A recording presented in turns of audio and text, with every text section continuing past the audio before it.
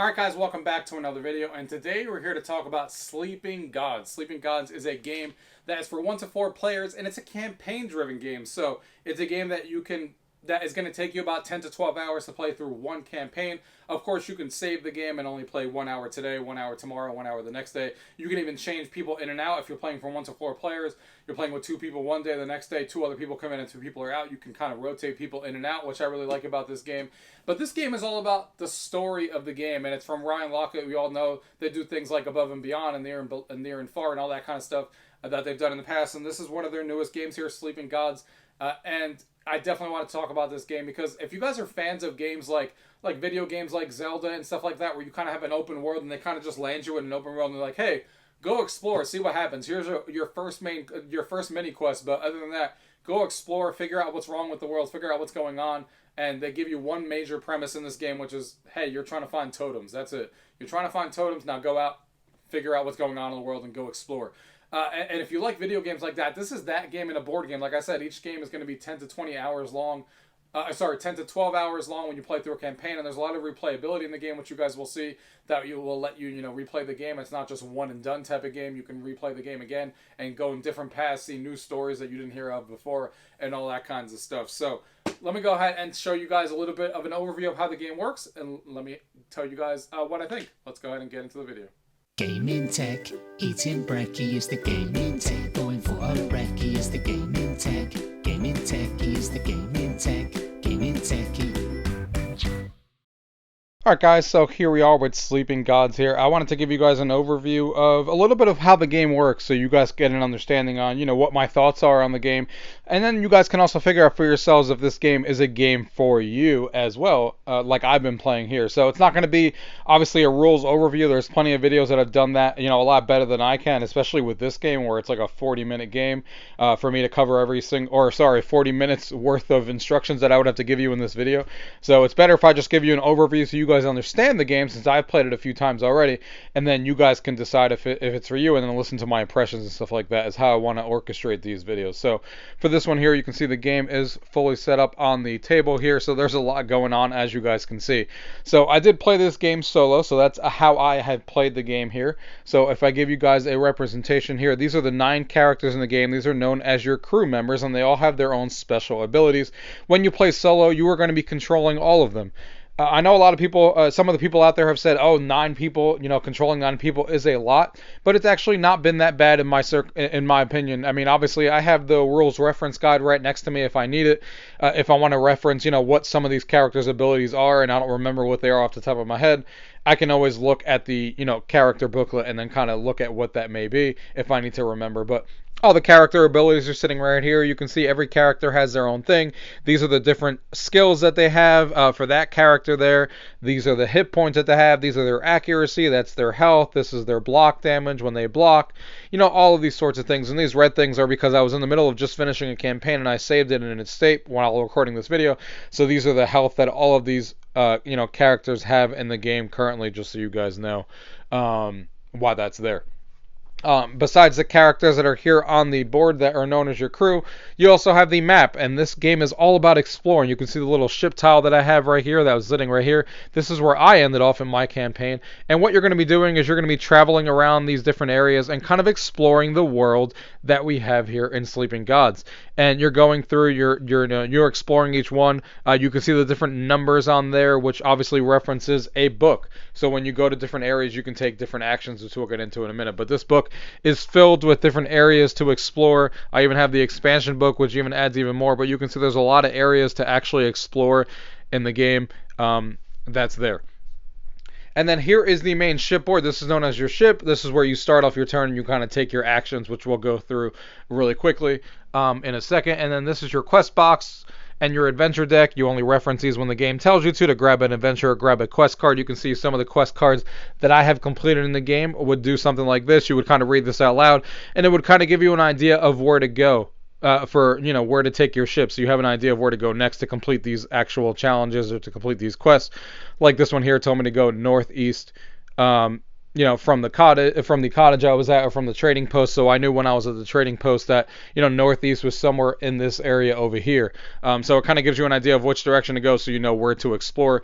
With those quest cards, you can see some of the quest cards that I have here that I've gathered so far, because as you progress through the game, it tells you to grab a quest card, and then that's how you get more quest cards to continue adventuring out there and doing it. Now, the whole goal of this game is to basically play through a campaign. The campaign is about 10 to 12 hours.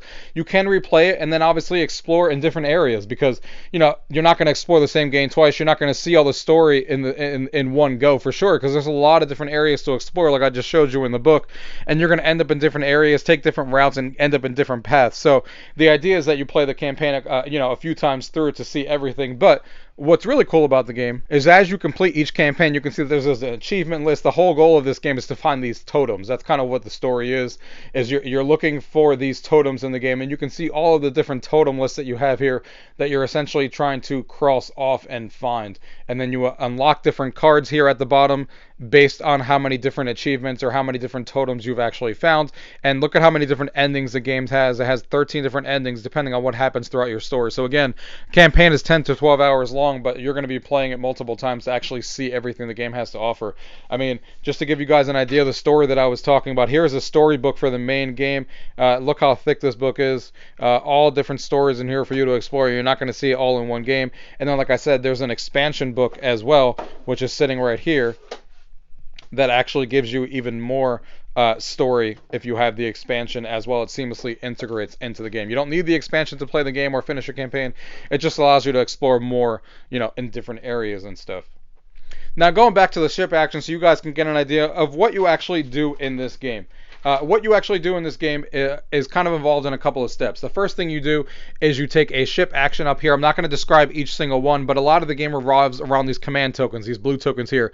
Command, think about it as commanding your crew to actually do certain things, and to kind of willing them for them to do it. So some of these actions here on board will obviously give you, 2, 3, different command tokens that you get. Some of them give you, health, so you can recover your health to one of your crew members. Some of them give you ability cards, so you can grab an ability card from the deck, so you can have that for future turns, and that's actually sitting right here. So I have 2 ability cards right here, and you can always upgrade your crew by adding these ability cards and paying their costs and putting them on the characters here. Like you can see, I have 2 abilities, so that essentially you can have 2 abilities per person. You can see I upgraded my captain twice, and I added cunning, which is the name of this ability, and now she has 1, 2, 3 of that symbol when I need that in a story mission or in a quest or something like that. So you can upgrade that.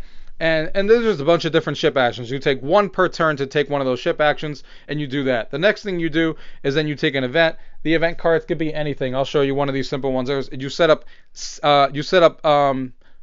18 different quest cards right in the beginning of the game, and they're randomly shuffled, and there's a whole stack of other ones that are not used that are put back in the box. Again, you won't even see all the events most of the time through one playthrough. Like I said, more replayability. But here's an example of one of the quest cards here, where it tells you, that the sharp rocks hidden below a forest of seaweed threaten the ship, and then it tells you to perform a check. A lot of the things in the story will tell you, like, hey, savory 5. So savory is one of these symbols here that I talked about before. And then you would check that by using one of your crew members or using multiple crew members that have that symbol. And then obviously pull up an ability card. This is how you do all your combat. You kind of play the pace up and you compare that number. So this number is 5. 5 plus anything that your crew had. So let's say that they had 2 symbols of that symbol on their crew that you used. 2 plus 5 is 7. So we would essentially pass this challenge right here if it was savory 5, and we would pass it. If we failed, we would have taken a ship damage. If you take a ship damage, you can see here that different areas have 2 spots to be able to take ship damage, or 1, and you would place a damage there, and if the one area is damaged, then you have to fix it before you can actually go there and take that ability. So you don't want to have that. And if your whole entire ship is damaged and you're not taking care of it, then that's one of the ways that the game would end, quote unquote, and you would lose that. Same way as if all your characters have all been taken out and they all have damage on them, that's the other way that you would actually lose the game. Or I say lose loosely, because if you play in normal mode, which is the way a lot of people start off, then you would just reset all your characters and do a couple of things. But if you play in hard mode, or in brutal mode, then actually you would have to start the campaign all over again if your characters are lost, which is insane. I don't know who could do that. But in normal or easy mode, it's not that big of a deal when you die, especially in easy mode. Obviously, you want to avoid it so you don't have to lose and start all over again and all that kind of stuff. But just know that you don't have to start the whole campaign over again on easy or normal mode. Then after you take the event, then you go and you do the main core of the game, which is taking 2 of these actions here. So travel, you of course would take your ship boat and you would travel to different areas. You can see the grid lines here, so you would travel to different areas. If you go to the side of the board here, you can see some of them lead off, so it says 8. So you would turn to page 8, flip it over, and then enter the opposite side on the boat, and then explore that area. That's how the pages and turning of how you get to different areas are. You can see here it tells you to turn to page 9. You would turn to page 9 and then come into the other side, and that's how you would travel around the board. Explore, what it basically means to explore, is to do one of these symbols here. So if my boat was here and I wanted to explore number 54, I would open the book to essentially 54 here, read what it says to do, and kind of take that action here. I don't want to spoil any of the story for you guys, but of course, you'd read and do exactly what the story does. A lot of this game all revolves around the story and the exploring. So that is the main action of the game, so you can advance, do your quest, upgrade your abilities, upgrade your character, your crew that you have here, all that kind of stuff. One of the other actions you could take is the market action, and you have to be at the actual location here, where the boat would have to be right here. There's the market action, and then you could buy, different market cards. This is the market deck where you can buy different cards to give you different recipes or different things for your characters, for your adventures, whatever the case may be. And then the last option is the port. If you go to port here, you can see that you have to go to a spot that actually has a port, like the trading post right here. And then you have this card right here to remind you of all the different actions that you can do at port, like spending XP, because your characters can actually earn XP in this game while doing quests and stuff like that. And then you can spend them to upgrade with these cards here that give your crew members and you even more abilities and things to do on there.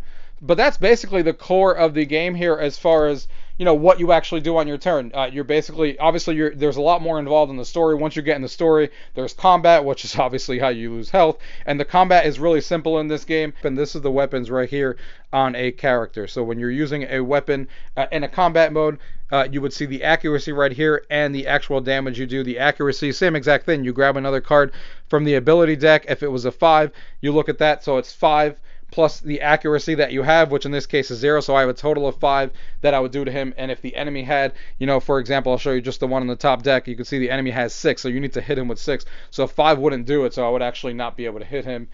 There's a lot of cool stuff that you actually do with the combat here, as you guys can see here, where you actually do damage on different characters and you do different spots. Again, I can't explain all the rules on here, but the combat is really simple and really easy to get into, and intuitive to actually do is something I would definitely say.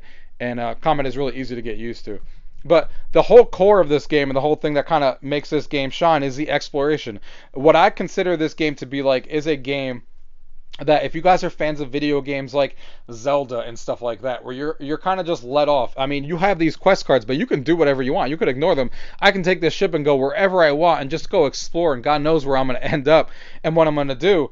And just go explore the story, keep listening to the story, figure out how to get these totems, figure out what sleeping gods want and all that kind of stuff in the actual story, and go through their campaign. So if you're into video games like Zelda and stuff like that, where you're kind of just left off as a crew and you get to explore the whole entire world, it's just kind of like an adventure book just like that. You have the whole entire world of sleeping gods here to explore, and you're going through these stories, figuring out what these people in the villages want and what is going on in the towns, and helping people and getting quests and stuff like that. In my opinion, it's really, really cool, a game like this, because there's not a lot of games like this. Obviously, the Ryan Lockett, who makes this game, and his group of guys over there have done other games like this in the past. I own them, like Above and Below and Near and Far, but I think the story so far in this one definitely exceeds the other ones. This is more story. The other one had a little bit more gameplay, but the gameplay section was a little bit more involved. This one's really simple, like I just talked about, the actions that you do before you actually get to the main core of the game. Really simple. Take a ship action, do the event, and then do one of these options here is essentially all you're doing, and handling your crew. The story here is what really sells it, and the story here has been amazing so far. Obviously, I haven't gone through a whole entire campaign yet. I'm still playing through it, but I'm having a ton of fun listening to the story. And one of the things that I wanted to talk about with the actual story is that they actually have an app that you can download on your phone called Foreteller that actually reads the story to you, so you actually get even more. And I really, really like this, especially if you're playing solo. It's not as fun to just read the story to yourself, unless if you want to do that. But if you have an app here and you have a speaker here set on the table, you can have it read to you the story, and it definitely is more engrossing because it has the sound effects in the background and it actually has things that are going on. You can hear the battle noises, all that kind of stuff. So I really think it's really cool, and I definitely purchased it as an add-on. It's not free, but it is really cool and has hours and hours worth of quality people who did the voiceover work for this game, and it really added an element to the game that was really cool as well. And also, I forgot to mention that you do start with these handed cards that all give you different abilities. Of course, you start off with this one that, draw 2 ability cards, for example, here.